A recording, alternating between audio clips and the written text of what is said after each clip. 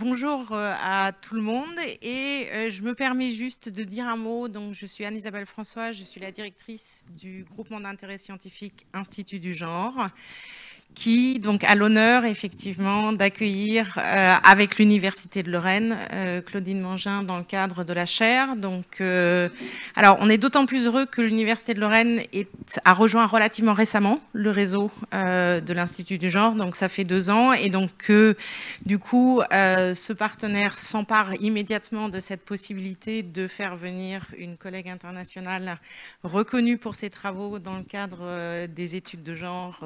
Voilà, nous en sommes évidemment extrêmement honorés. Et donc, moi, je vais apprendre énormément de choses, comme je pense les auditeurs et les auditrices et tout le monde. Et voilà, donc je voulais vraiment saluer votre venue et m'en réjouir et m'en féliciter. Je vous remercie, merci beaucoup pour cette introduction. Donc mon nom est Claudine Mangin, je suis professeure à l'Université Concordia à Montréal, où je détiens une chaire de recherche en organisation responsable. Et je fais de la recherche sur les inégalités de genre depuis à peu près une dizaine d'années. Au départ, quand j'ai commencé mon cheminement dans la recherche, j'ai fait mon doctorat à l'Université de Rochester, d'où vient la théorie de l'agence. Et donc, j'ai fait du Conti, j'ai publié des articles dans Journal of Accounting Research et Journal of Accounting and Economics. Et après, une fois que j'avais la permanence à l'Université Concordia, j'ai commencé à m'intéresser pour les questions d'illégalité de genre et j'ai commencé à lire beaucoup. J'avais l'impression de devoir faire un deuxième doctorat parce qu'il y a tout un champ de recherche en sociologie, en féminisme qui est très important et très souvent qui n'est pas considéré quand on regarde les études quantitatives. Et c'est quelque chose, quand je suis réviseur sur un papier quanti, j'encourage toujours les auteurs à aussi considérer tous ces autres champs de recherche qui vont au-delà de la gestion d'entreprise, du management, du reporting.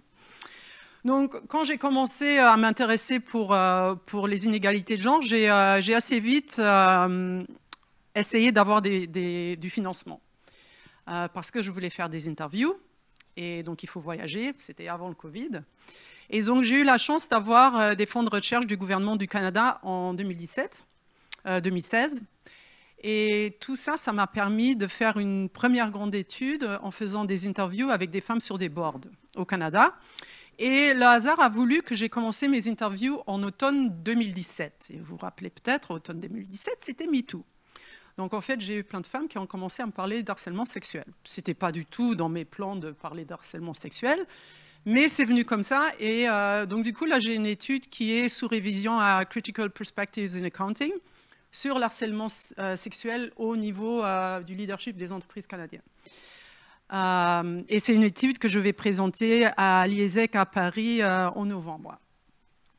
Donc voilà, et donc au-delà de ça, j'ai eu un deuxième financement plus récemment, en 2022, pour aussi regarder les comités exécutifs. Donc là, je parle à des femmes et des hommes au niveau des comités exécutifs et du board, surtout dans des entreprises qui semblent avoir une diversité de genre au Canada. Au Canada, il faut savoir qu'il n'y a pas de quota comme en France, donc il n'y a pas de quota pour les boards. Il y a, comme en France, pas de quota pour les comités exécutifs. Et je me suis dit, bah, c'est important de regarder si, en fait, on constate qu'il y a une diversité. Est-ce que c'est une vraie diversité ou est-ce que c'est plutôt symbolique et que derrière, il y a encore plein de problèmes qui se cachent? Donc ça, c'est un travail qui est en cours. J'ai réalisé à peu près une vingtaine d'interviews et je suis en train de continuer à les faire. Donc maintenant, je les fais essentiellement sur Zoom, ce qui est aussi très utile parce que du coup, on a une vidéo. Ça peut être intéressant pour voir les réactions.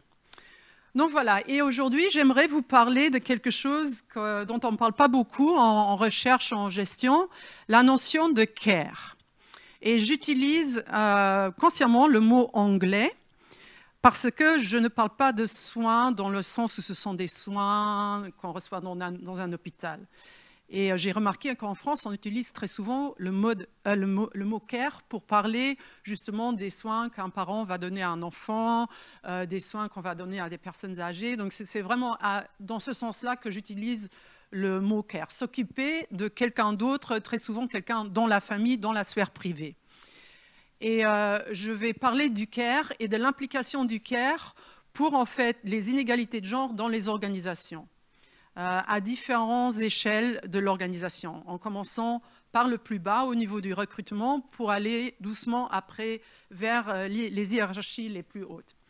Alors pour commencer ma présentation, j'aimerais parler d'un indice de la Banque mondiale que je trouve très intéressant en fait parce que ce que cet indice essaye de faire, c'est de regarder pour beaucoup de pays au monde quelles sont les inégalités de genre dans la loi. C'est-à-dire, la question qui est posée est la suivante. Est-ce qu'un pays comme la France, par exemple, a des lois dans plein de domaines différents qui traitent les hommes et les femmes de façon égale?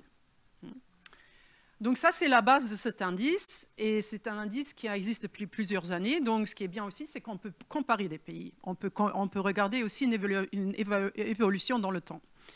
Maintenant, depuis la dernière édition de cet indice, ils ont rajouté une composante très intéressante, c'est-à-dire la mise en œuvre des lois. Donc très souvent, ce n'est pas suffisant d'avoir des lois égalitaires, il faut aussi assurer leur mise en œuvre. Et donc on va voir que ça, souvent, c'est très problématique. Je vais vous montrer le cas de la France. Donc là, vous voyez la France. Ici, vous avez deux lignes. Donc ça, en fait, la première ligne, elle répond à la question de savoir si les lois traitent les hommes et les femmes de façon égalitaire dans différents champs. Par exemple, là, vous regardez la mobilité, il y a un score de 100. 100 veut dire que c'est bon, c'est égalitaire. Donc théoriquement, en termes de mobilité, les hommes et les femmes ont les mêmes droits en France. Vous regardez la sécurité, c'est déjà plus la même chose. On est sur un score de 50. Après, vous regardez la parentalité, aussi un score de 100. Donc, on est bon. Après, tout ce qui est garderie d'enfants, il y a un souci déjà au niveau de la loi. Pareil pour l'entrepreneurship. Maintenant, ce qui a été rajouté plus récemment, c'est en fait la mise en œuvre des lois. Et donc là, on peut voir qu'il y a même des domaines où la loi dit qu'il y a une égalité, qu'en fait la mise en œuvre défait cette égalité-là. En termes de mobilité, on n'est plus à égalité. En termes de parentalité, on n'est plus à égalité. Okay. Et donc quand j'ai vu ça, je me suis dit, mais en fait, je pense qu'il se cache derrière souvent, c'est ce que j'appelle des lois douces, les normes qu'on a. Et les normes, en fait, c'est des lois implicites qui vont régir notre comportement, notre façon de penser. On a tous des stéréotypes. Très souvent, on n'en est pas conscient du tout. On pense qu'on n'a pas de stéréotypes, quand on voit tout le monde de la même façon, on ne le fait pas. Et ce n'est pas juste en termes de genre, c'est en ce qui concerne plein de dimensions. Et donc, on a les normes descriptives qui vont en fait régir la façon dont on voit un individu se comporter. C'est une description d'un individu. Et puis, on a les normes prescriptives qui, en fait, nous font dire qu'un individu devrait se comporter d'une certaine façon. Une femme devrait faire certaines choses parce que c'est une femme. Un homme devrait faire certaines choses parce que c'est un homme. Et j'aimerais parler aujourd'hui de l'influence des normes sociales, surtout au niveau du care. Et je vais m'expliquer.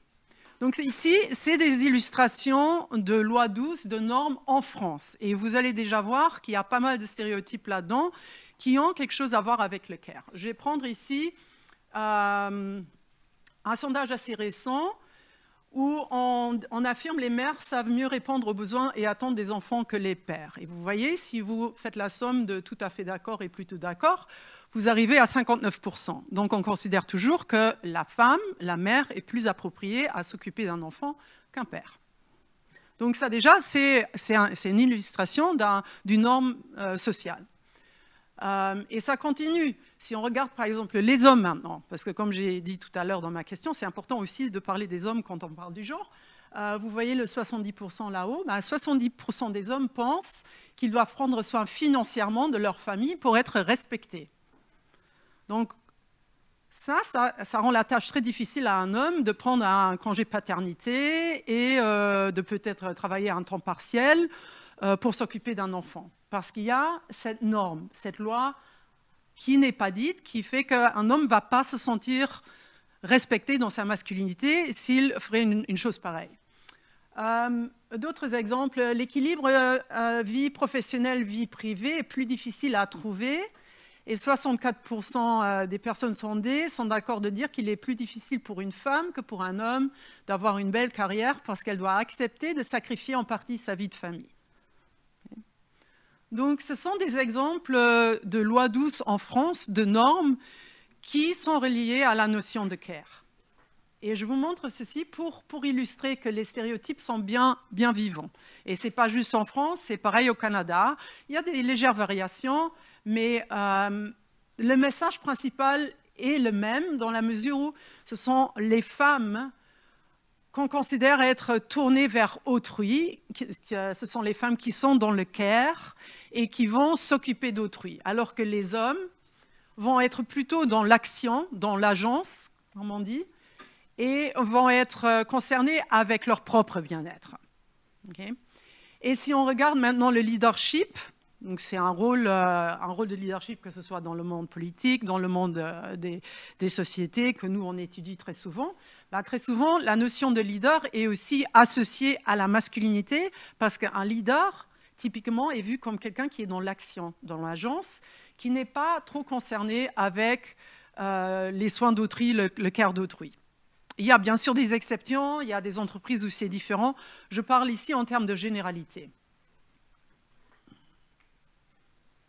Alors, la question que j'aimerais poser aujourd'hui, c'est quelles sont les implications de ces normes-là pour les carrières dans les entreprises. Et je vais tout particulièrement me tourner vers la profession comptable. Je suis dans un département de comptabilité à l'Université Concordia à Montréal. J'étudie aussi la profession comptable, donc je peux vous parler de ce cas particulier-là, et je pense aussi que ça vous intéresse parce qu'il y a pas mal de chercheurs ici qui s'intéressent à la comptabilité, à la finance. Donc, on va regarder les implications des normes pour les carrières dans la profession comptable. Et pour le moment, je me limite à regarder les carrières des femmes. Et je la sous-divise en 3 grosses étapes. C'est très approximatif bientôt. Donc, je vais dire... On a un premier stade, c'est le recrutement. Donc ça, c'est à la sortie de l'université, on va dire, ou de l'éducation. Ensuite, on avance, et ça, c'est un stade qui est assez long. De nouveau, c'est approximatif, ça peut être des âges différents. Et c'est typiquement là aussi où une famille va être fondée. Et après, c'est la dernière phase. Là, s'il y a une volonté, c'est pour accéder au leadership. Donc, si on regarde ça vraiment au niveau de la carrière, du début jusqu'au niveau le plus haut possible. Ce que vous voyez ici, c'est des statistiques du Canada, en fait, pour vous donner une idée de comment le leadership est genré. Donc, et vous voyez bien que je l'ai mis en termes d'hommes et pas de femmes, pour aussi montrer qu'il faut parler des hommes quand on parle d'inégalité de genre. Donc, les PDG au Canada sont à 77% des hommes. Et vous voyez, plus on descend, plus il y a une présence féminine. J'ai essayé de trouver des données pour la profession comptable en France. C'était assez compliqué. Ce que j'ai trouvé, c'est ceci. En fait, donc ça, c'est pas en fonction des postes dans une entreprise, c'est en fonction des âges. Et très souvent, c'est relié en fait au poste. Parce que si vous regardez les associés, donc c'est les plus haut placés dans un cabinet comptable, les associés, typiquement, c'est à partir de 50 ans et plus. C'est rare quand même, ou 45 ans et plus. Donc on va plutôt être ici. Et vous voyez, là, c'est essentiellement aussi une majorité d'hommes. Plus bas, on a davantage de femmes. Donc, commençons avec le recrutement. Donc, le recrutement, en fait, c'est un processus assez complexe. Il y a déjà, en fait,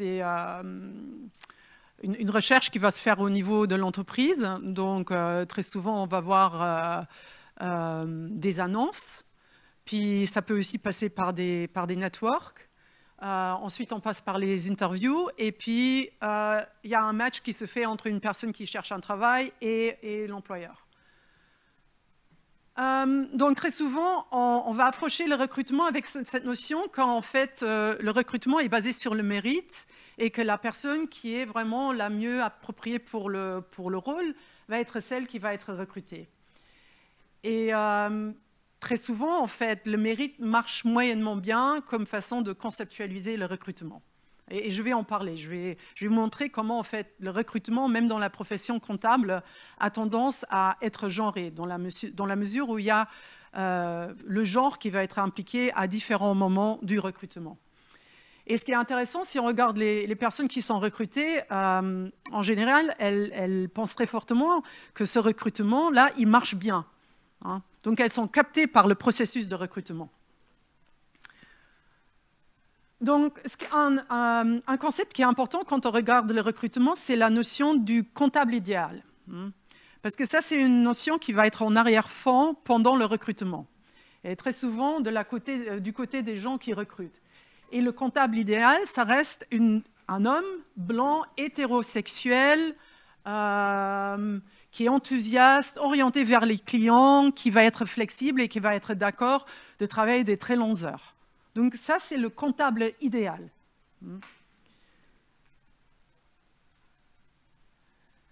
Alors, le genre intervient dans le recrutement au moment, un moment important, c'est les interviews. Parce que les interviews, ce sont souvent les associés qui vont être impliqués. Et on sait que les associés sont largement des hommes.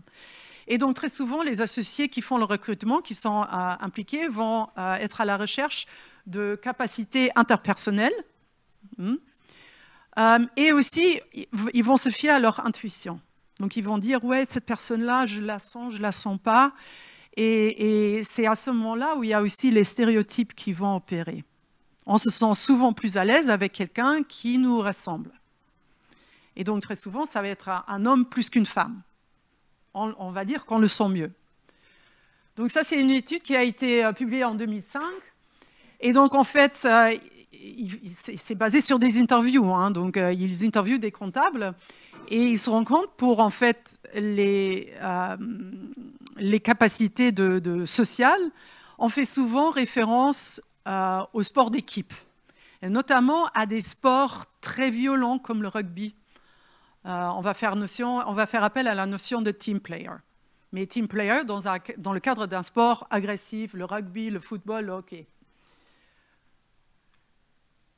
Et donc, ce qui se passe au fil des recrutements, c'est que très souvent, on va finir avec des gens qui ressemblent beaucoup aux recruteurs. Ça s'appelle l'homosocialité. Okay. Donc, on va recruter à peu près les profils qui sont déjà présents.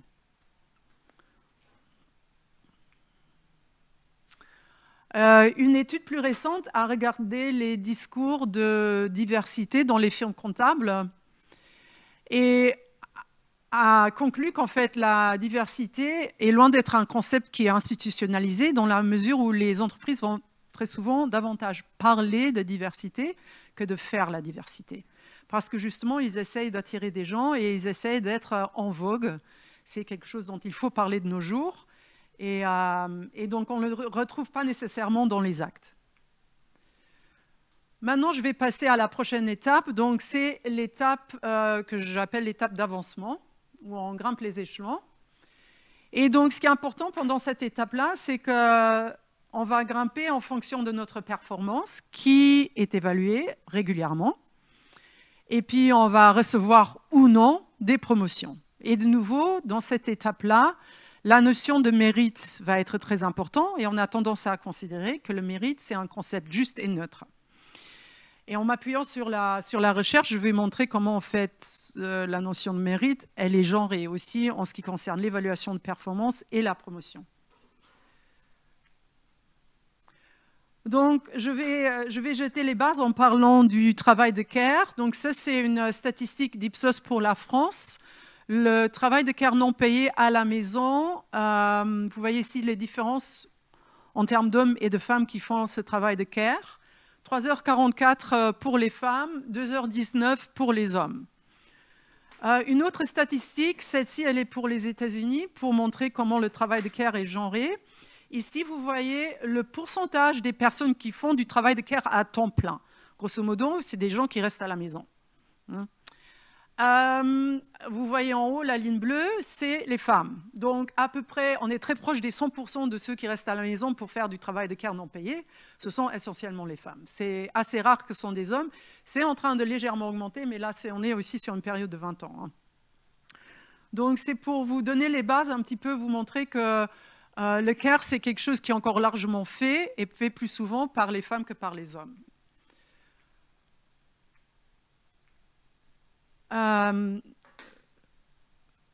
Ce qu'on voit en termes de normes sociales, c'est qu'il y a un préjugé contre les femmes dans la mesure où on va présumer que ce sera une femme qui va faire le travail de care.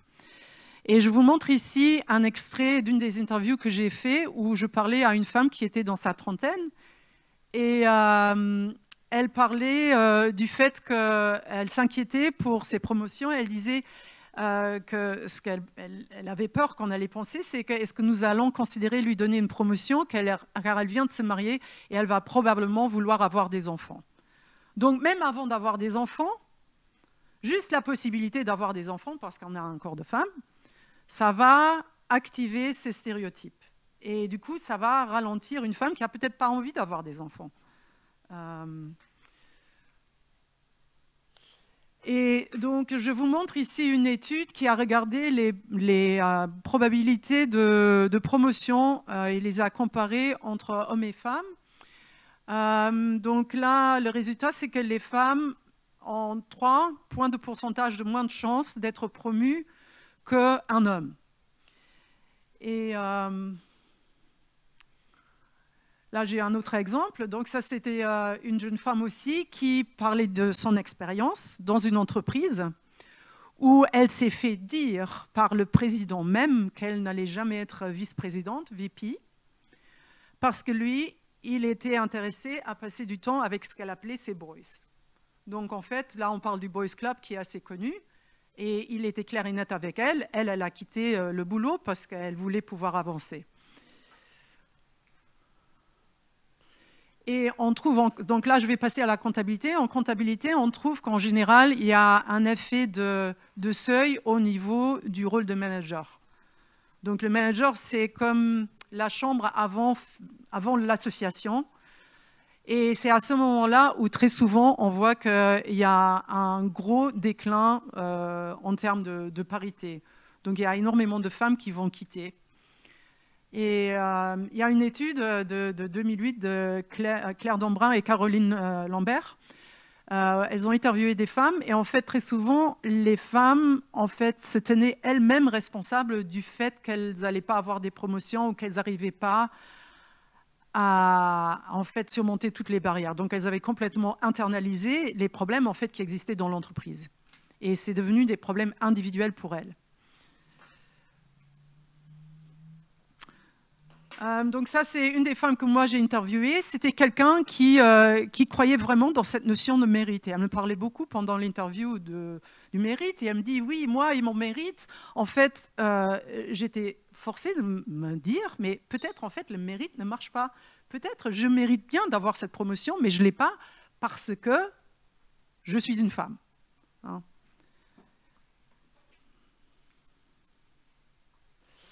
Donc maintenant, je vais passer des promotions aux augmentations de salaire. Donc ça, c'est la même étude que celle dont je vous ai parlé tout à l'heure, qui parle des augmentations de salaire après une promotion, trouvant encore des écarts. Donc les femmes ont en général 3% de moins de croissance de salaire qu'un homme après une promotion. Et donc ça, c'est quelque chose qui est aussi connu sous le nom de pénalité de la maternité, enfin, qui intervient là-dedans. Okay.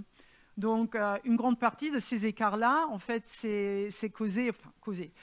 Derrière, ce qu'on trouve, c'est des femmes avec des enfants. Donc, très souvent, ce sont les femmes avec les enfants et les femmes mariées qui vont être pénalisées en termes de croissance de salaire, plutôt que les hommes ou les femmes sans enfants. Je vais vous parler un petit peu plus de cette pénalité de la maternité. Donc, la pénalité de maternité, c'est quelque chose qu'on trouve que on va voir négativement une femme avec un enfant alors qu'elle a fait ses preuves de compétences, dans la mesure où on va la trouver moins chaleureuse, moins sympathique et plus hostile qu'une femme qui n'a pas d'enfant. Et donc, ces mères, elles ont beau travailler, elles ont beau montrer leur dévouement au travail. Le fait qu'elles travaillent, c'est en fait quelque chose qui va être tenu contre elles. Et donc, ce sera une des pièces de ce stéréotype qui va opérer contre elles. Et on retrouve ça aussi dans la comptabilité. Donc là, je vous remets en fait le comptable idéal, hein, rappelez-vous, c'est un homme blanc, hétérosexuel, etc., qui est prêt à travailler toutes les heures et très enthousiaste. On compare ça au stéréotype de la femme dans la profession comptable. Donc en fait, la femme, déjà, elle est d'abord remarquée pour son corps et pour sa sexualité. Et donc elle est vue largement comme incorporant l'émotionnalité, l'irrationalité et en fait nurturing, donc être dans tout ce qui est le soin, être tourné vers autrui et les soins. Et je pense que cette notion d'irrationalité qui est attribuée aux femmes, elle est très problématique, surtout dans la profession comptable, parce que la comptabilité, elle est tellement associée à la notion de rationalité. On est dans les chiffres, on est dans l'objectivité, et on voit tout ça dans les règles comptables, hein, qui mettent l'emphase sur la neutralité, l'objectivité. Et donc, si on vient dans la profession comptable avec un corps de femme, on a déjà le mauvais corps à la base. Parce qu'on a un corps qui est associé à tout ce qui n'est pas rationalité. Et donc, on va devoir surmonter cet a priori énorme avec lequel on commence dans la profession. Et ça va être très difficile. Hein. Donc là, je vous parle ici, c'est une étude qui a regardé la maternité. Et en fait, on est censé, en comptabilité, présenter son corps d'une certaine façon. On est censé maîtriser son corps, parce qu'on est dans la rationalité, donc on est aussi dans la maîtrise. On contrôle l'environnement.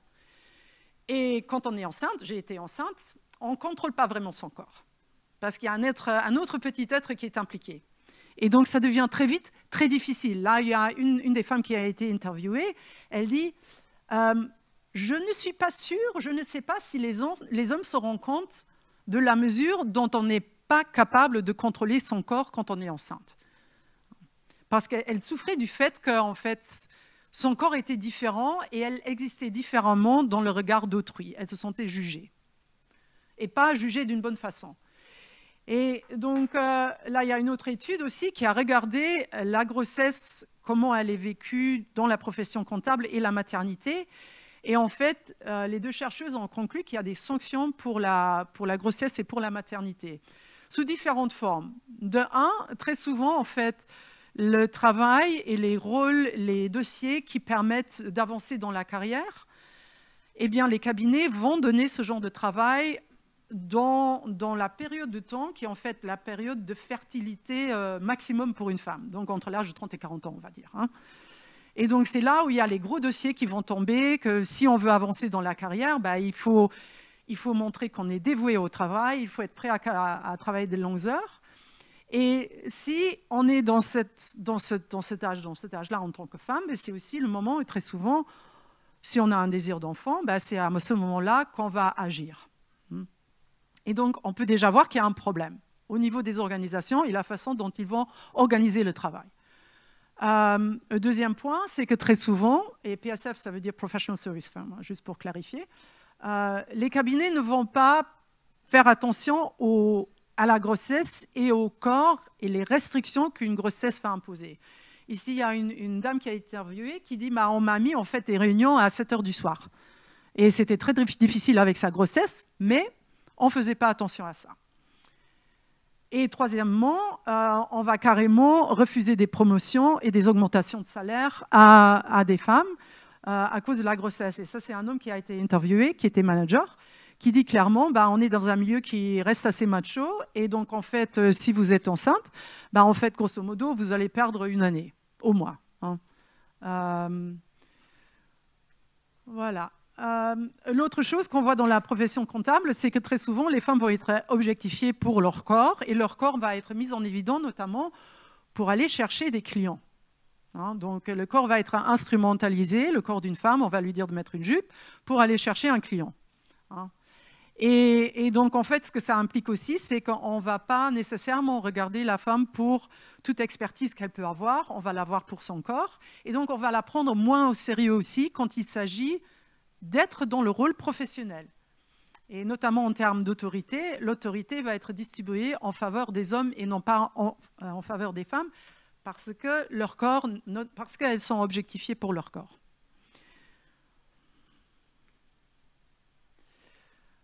Un autre élément qui joue, c'est le dévouement au travail. Donc, dans la profession comptable, pour ceux qui font la recherche dans le domaine, on sait très bien que les attentes sont qu'on donne presque tout son temps à son travail. Et ça, c'est très difficile pour les personnes qui ont des obligations de care à la maison. Donc, en fait, pour les femmes qui ont des obligations de care, elles ont l'impression qu'elles doivent démontrer qu'elles sont capables de faire le travail. Donc, elles sont toujours dans une optique de « on ne va pas me prendre au sérieux, il faut que je démontre que je suis capable de faire ce que je fais, et ce que je fais très bien. » Très souvent, on va proposer un travail flexible aux femmes. Et je dis aux femmes ici parce qu'on voit dans les cabinets comptables, ils peuvent avoir des politiques flexibles qui semblent à peu près neutres. Mais la façon dont les politiques vont être mises en œuvre, c'est qu'elles vont davantage être poussées vers les femmes. C'est-à-dire on va davantage encourager une femme de considérer de travailler de façon flexible qu'un homme. Et en fait, les personnes qui sont d'accord qui veulent travailler de façon flexible, c'est à double tranchant, dans la mesure où la flexibilité est très souvent perçue comme étant un indice d'un manque de dévouement au travail. Donc, si moi je suis capable si moi je veux travailler de façon flexible, on va se dire, eh bien Claudine, peut-être elle est moins intéressée vraiment par ce travail, sinon elle serait prête à travailler comme tous les autres. Et elle va être moins dévouée au travail. Et donc, ce qu'on voit, c'est que très souvent, la flexibilité ne marche pas et ça finit par exclure les personnes qui travaillent de façon flexible, donc les femmes. Parce que c'est essentiellement les femmes qui vont prendre avantage des programmes de flexibilité. Dans cette étude-là, ils avaient à peu près, si ma mémoire est bonne, je pense qu'il y avait 280 personnes. Sur les 280, il y avait 240 femmes qui avaient pris l'option flexible et seulement 40 hommes. Donc ça reste très genré, le travail flexible. Et la flexibilité, ça ouvre aussi, ça soulève la question du travail à temps plein, parce qu'on est sur la temporalité. Et ici, je vous montre deux statistiques. Donc, c'est encore c'est une statistique où on voit à la fois la France et le Canada. Donc, vous voyez en France, ici en bas, c'est le temps partiel pour les hommes et pour les femmes. Et vous voyez qu'il y a un gap d'à peu près 12 points de pourcent entre les deux. Le gap est pareil au Canada, sauf qu'on est sur des niveaux plus élevés. Et en fait, je vous parle du travail à temps partiel parce que le temps plein est très important en comptabilité, notamment pour montrer qu'on est dévoué au travail. Il faut travailler à temps plein et il faut travailler des heures pas possibles. Ici, il y a un extrait d'une interview qui a été faite dans le cadre de cette entrevue. Donc, en fait, la performance se fait en travail d'heures facturables. Et du coup, si on travaille à temps partiel, par définition, on va sous-performer parce qu'on va avoir moins d'heures facturables que quelqu'un qui travaille à temps plein.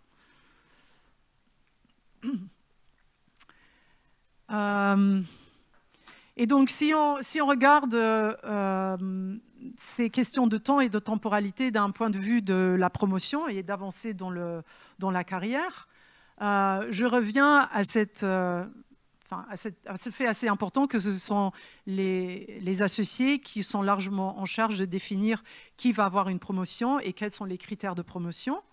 Donc, ce sont les associés qui vont avoir le droit au chapitre pour les promotions. Et en fait, ils vont très souvent, comme pour le recrutement, ils vont promouvoir des gens qui leur ressemblent en termes de dévouement au travail, d'être capable de travailler des longues heures et prêt à travailler des longues heures. Et peu importe le pays. Donc ici, il y a une étude qui a été faite dans différents pays, Canada, France, Espagne et Angleterre, et on voit que c'est à peu près les mêmes tendances dans ces différents pays-là. Et donc, on va promouvoir une masculinité très particulière dans les cabinets comptables. Et ça, c'est quelque chose, je pense qu'on ne comprend pas encore très bien, le genre de masculinité qui est promu dans les cabinets comptables. Parce qu'on peut être un homme qui s'occupe d'un enfant. On peut être un homme qui n'est pas dans la compétitivité, tout comme on peut être une femme qui est dans la compétitivité et qui ne s'intéresse pas aux enfants. Donc là, je vais vous parler un petit peu de ce qu'on sait sur les masculinités en comptabilité. Donc, une chose qu'on sait, c'est que cette notion de gagne-pain, elle reste très importante, aussi en France. Donc, en fait, un homme qui veut se considérer comme étant un homme qui a du succès dans sa vie, c'est un homme qui va assurer le rôle de gagne-pain. On l'a vu au départ de ma présentation, 70% des hommes considèrent qu'ils doivent assurer la survie financière de leur famille. Donc, ça reste très important et aussi en comptabilité. Ici, on a un extrait de quelqu'un dans cette étude-là. Et en fait, il parle du fait que sa femme ne travaille pas. Et il dit que c'est un grand avantage parce que sinon, ce ne serait pas possible, notamment en termes d'heures qu'il travaille. Mais ce n'est pas toujours comme ça pour tous les hommes. Comme je vous ai dit, il y a plein d'hommes différents. Donc là, il y a quelqu'un en fait qui a une femme qui travaille aussi. Et lui, il vit ça plutôt bien, que le poids ne pèse pas seulement sur ses épaules. Il dit, en fait, j'aurais peut-être des regrets si j'étais le seul à porter ce fardeau. Parce qu'au final, on n'a pas le droit à l'erreur si on est le seul à porter le fardeau financier. On doit toujours avancer, on doit toujours s'assurer d'avoir un travail parce qu'il n'y a personne d'autre. Et donc, dans cette optique-là, ça peut aussi être assez mal vécu. Donc, il n'y a pas tous les hommes qui sont dans l'optique du gagne-pain ou qui apprécient ça. Donc là, j'aimerais vous parler aussi des hommes qui sont davantage dans l'optique du care. J'ai fait une étude avec 2 collègues en France sur les congés paternité dans la profession comptable en France. Donc, on a fait des interviews avec des hommes qui travaillent dans des cabinets comptables en France. Et on s'intéressait à la façon dont est vécu le congé paternité. Donc, je partage les grandes conclusions avec vous. On a fait une série d'entrevues. Donc, ce qu'on a constaté, c'est que de 1, les pères hésitent beaucoup à prendre un congé paternité. Et c'est en connaissance de cause. Parce qu'ils ont très peur d'être pénalisés pour un congé qu'ils vont prendre. Donc, on a beau avoir un congé légal prévu, donc on est dans la loi qui prévoit quelque chose, mais la mise en œuvre ne marche pas. Et pourquoi ? On revient dans les normes sociales. Un père, on attend d'un père qu'il est disponible, d'un homme qu'il est disponible pour le travail. Et donc, en fait, j'ai l'impression que pour un homme, la pénalité de prendre un congé paternité est plus importante que pour une femme serait la pénalité de prendre un congé maternité. On n'a pas encore fait d'études sur cette question-là, mais les hommes, en tout cas, ils hésitent beaucoup à prendre un congé paternité. Ensuite, les congés paternité sont largement vécus comme étant incompatibles avec le travail professionnel. Et en fait, très souvent, les hommes vont s'arranger à prendre le congé en dehors des périodes les plus chargées. Et ils vont parler des congés paternité comme des vacances. Donc, très souvent, ils vont essayer de les prendre autour du mois d'août, quand il y a moins de travail, quand beaucoup de gens partent en vacances. Et ils ne parlent pas nécessairement du congé paternité comme un moment où ils mettent vraiment la main à la pâte et font du travail sérieux à la maison. C'est un bon moment qu'on passe en famille et ça se limite à ça. L'autre chose qu'on voit, c'est que les cabinets comptables ont tendance à beaucoup moins accommoder les pères que les mères. Donc, de 1, on va beaucoup moins faire la pub des congés paternité que des congés maternité. Donc, les politiques sont beaucoup moins connues par les hommes que par les femmes. Et du coup, puisque les hommes ne savent pas, ils ne vont pas les prendre. Et ils comprennent très bien que c'est un truc qui n'est pas souhaité par le cabinet. Et ce n'est pas quelque chose que les pères apprécient nécessairement. Il y en a plein qui parlent de leur frustration, de stress et même de regret. Donc ça, c'est des hommes souvent qui ont la retraite maintenant et qui vont dire, en fait, j'aurais bien voulu faire différemment parce qu'au final, j'ai pas pu vivre mes enfants quand ils étaient petits. Donc vous voyez, il y a quand même de la variation dans la façon dont les hommes vont vivre un congé de paternité ou une absence de congé paternité. et ils ne sont pas nécessairement contents du status quo qu'on a dans la profession comptable qui demande ces longues heures, qui demande que les hommes ne se consacrent qu'au travail et qui rendent ça très difficile de faire une réconciliation de la vie de famille et de la vie professionnelle. Et maintenant, on va passer à la dernière étape, donc le leadership. De nouveau, je vais faire l'argument ici que oui, le leadership, on va très souvent dire, mais en fait, le leadership, c'est une question de mérite. Est-ce que quelqu'un mérite d'être au leadership? Et ce que moi, je vais expliquer, c'est qu'en fait, le leadership, ça résulte aussi d'une accumulation d'inégalités tout au long de la carrière. Et c'est pour ça qu'on va avoir beaucoup plus d'hommes que de femmes au leadership. Parce qu'à chaque moment de la carrière, ça va être plus difficile pour une femme d'avancer que pour un homme. Et ce n'est pas nécessairement parce que les femmes ne veulent pas ou parce que les hommes vont mettre des barrières, c'est aussi parce que les organisations sont structurées d'une certaine façon. Et ça, c'est souvent quelque chose dont on ne parle pas assez. Les organisations vont présumer à un travailleur idéal qui a certaines caractéristiques et qui colle très mal à la réalité des femmes et aussi de beaucoup d'hommes qui voudraient vivre de façon différente. Et toutes ces inégalités-là vont s'accumuler au top. Donc ici, c'est un extrait de mes interviews et qui illustre la notion ou la mesure dans laquelle le leadership même est genré. C'est-à-dire la femme, ici, elle dit « les hommes ont des comportements de leader que d'autres hommes vont reconnaître et valoriser ». C'est-à-dire ils vont se comporter de certaines façons qui est différente de la façon dont une femme va se comporter. Et le comportement d'une femme ne va pas être valorisé de la même façon. Donc on n'est pas juste dans une différence, mais aussi dans une hiérarchie. Et je pense que ça, c'est quelque chose qui est important de reconnaître, surtout pour les chercheurs qui font du Conti, parce que quand on parle de diversité, on gomme les hiérarchies. Quand on parle de diversité de genre, diversité d'ethnie, on fait comme s'il n'y avait pas de jugement de valeur, et très souvent, il y en a.